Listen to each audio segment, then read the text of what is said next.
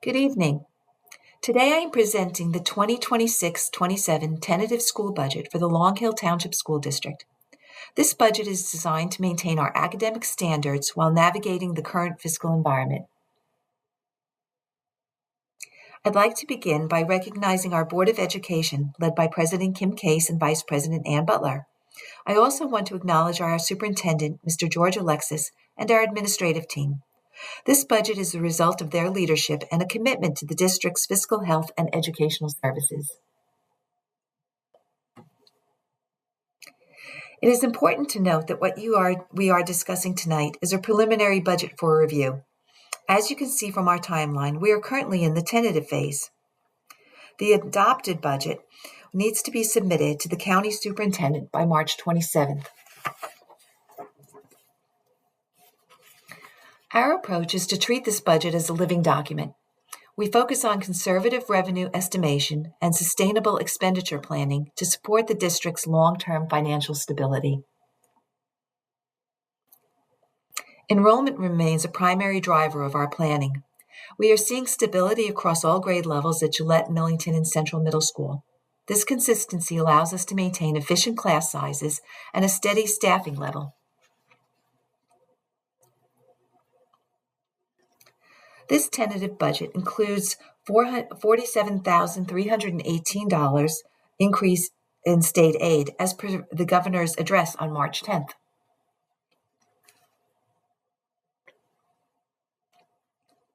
Looking at our total revenue picture for 26-27, we're anticipating a total of $24,025,423. This figure represents our entire financial landscape.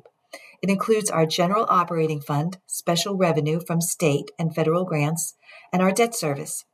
By looking at this total, we provide a view of every revenue stream, local, state, and federal, that supports our district's operations and long-term obligations.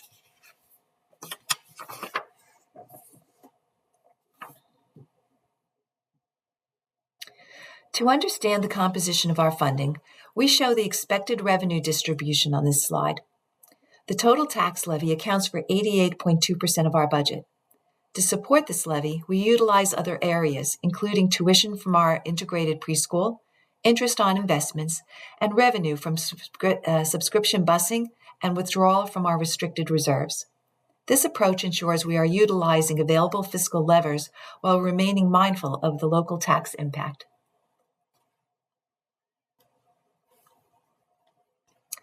We are facing external price pressures. While the tax levy is generally capped at 2%, our mandatory costs are not. Healthcare this year is projected to increase a whopping 23.5%, with other fixed costs also rising. These are the primary drivers that require us to find efficiencies elsewhere in the budget. To look closer at healthcare, this chart demonstrates the gap between district costs and employee contributions. Over the last 5 years, health insurance premiums have increased. Because employee contributions are largely tied to a percentage of their salary rather than a percentage of the premium, the district is required to absorb the weight of these annual increases.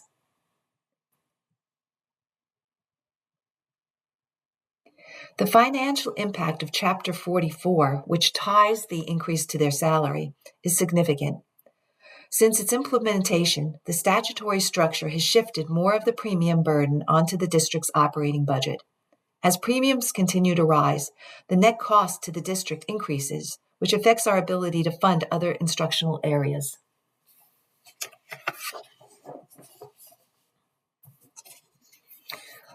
Our total general fund operating budget for the upcoming year is approximately $22.9 million. The majority of our costs, such as salaries, specialized student placements, and transportation, are fixed. These are the baseline requirements for running the school district. While the majority of our budget is committed to personnel and mandated services, the discretionary portion is dedicated to the resources used in our buildings every day. We manage these lines with oversight to ensure our schools are equipped while keeping our overall discretionary spending efficient.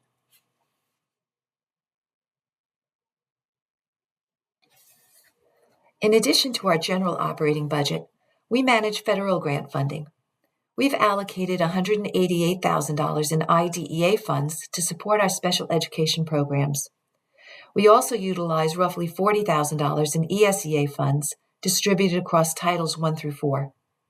These grants are used for supplemental academic instruction, staff professional development, and they support student services.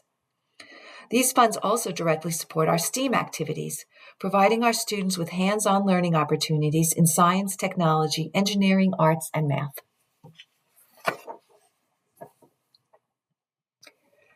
Our 2026-27 budget includes several enhancements to support our students and staff. We are expanding our in-district specialized programs by adding a new Learning Language Disabled section at Millington School and increasing our BCBA services to 4 days a week to provide more consistent support. We continue to prioritize investment in technology infrastructure and are completing our one-to-one computer initiative to ensure students have the tools they need to succeed. Finally, we are currently working on a plan to optimize our Summer Institute.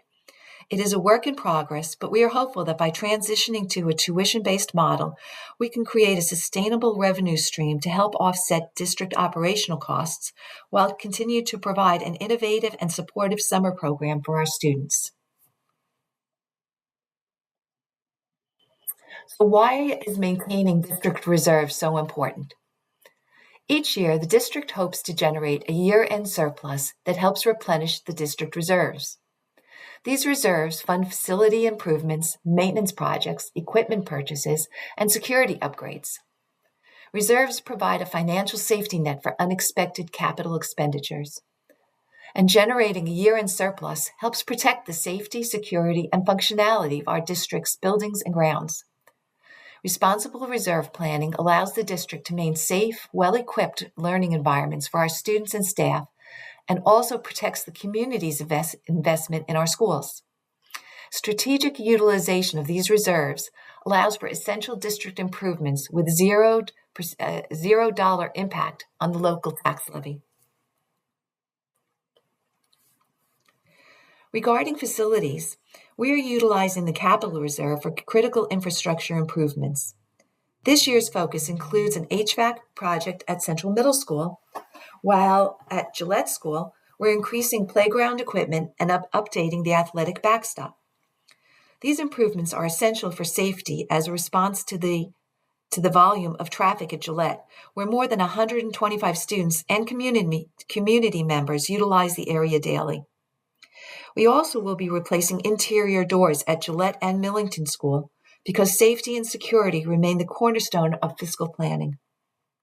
By utilizing these restricted funds, we are completing these projects with $0 impact on the tax levy.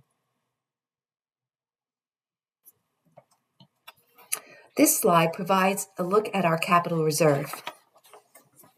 Our long-term goal is to continue replenishing these reserves through year-end surplus. This cycle of consistently spending and saving ensures that our buildings remain safe and functional without causing any spikes in the annual operating budget unnecessarily. We are also drawing $354,000 from our maintenance reserve this year. These funds are specifically earmarked for building preservation and high-priority repairs that fall outside of daily maintenance or custodial work. A focus of our maintenance spending is the replacement of aging classroom casework at Millington and Gillette School. Much of the existing cabinetry is decades old. By replacing these units, we improve student storage and classroom functionality while also impacting student safety by removing worn fixtures. This ensures our learning environments remain modern and secure. We work closely with our facilities director to address the at-risk areas of our buildings. This proactive approach allows us to maintain the integrity of our physical assets and school environments.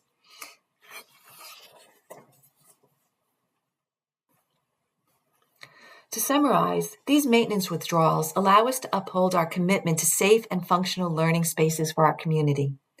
By utilizing these restricted funds, we are protecting the community's investment in our school buildings.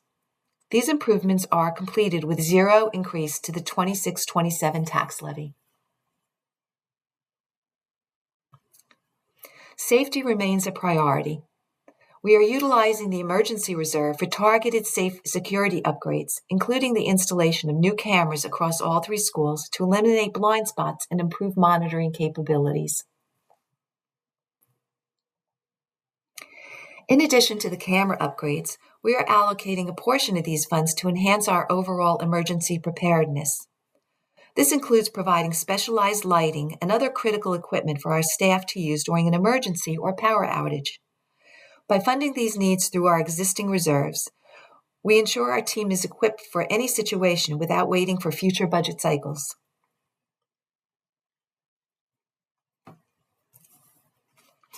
The tax levy is comprised of 2 parts, the general fund tax levy and the debt service levy. For the 26-27 year, the general fund tax levy increase is approximately $1.1 million. This is comprised of the base 2% increase, a small enrollment adjustment, and $661,000 healthcare cost adjustment that is allowed by the state. This adjustment is specifically provided to help districts manage the substantial and unavoidable increases in health insurance premiums that have been seen recently. In addition to the current year's levy, the district has bank cap available from previous years where we did not tax to our full limit. This bank authority allows the district to exceed the 2% cap in future years if necessary. For the 26-27 budget, we are not utilizing any of our bank cap. Instead, we are relying on the enrollment and health care adjustment and the 2% provided by the state to meet our obligations. This allows us to keep our remaining bank cap for future unexpected fiscal year shifts.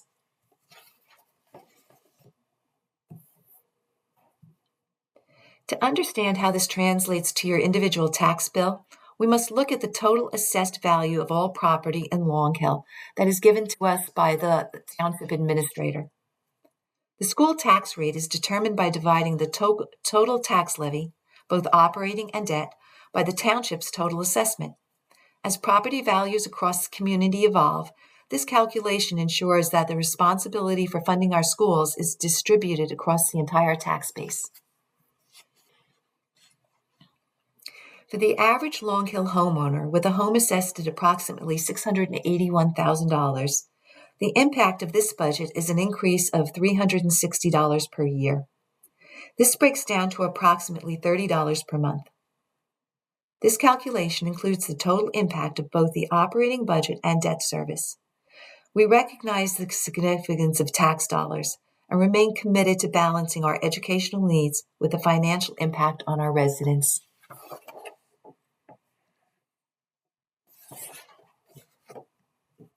This slide shows the year-over-year comparison of the total tax levy. By looking at both the operating tax and the debt service tax together, we provide a complete picture of the total tax support required. While the percentage increase is higher than in previous years, it is a reflection of those rising healthcare obligations and the limited flexibility provided in the state funding formula. We continue to look for efficiencies to offset these external cost drivers.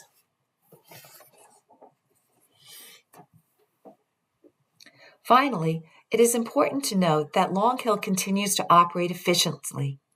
Our per-pupil expenditures remain lower than many of our neighbors in Morris County and our fellow Watchung Hill sending districts. We deliver a high-quality education while maintaining an efficient cost structure in the region. Thank you for your time and your support of the Long Hill Township School District. Our goal is to remain transparent throughout the budget process.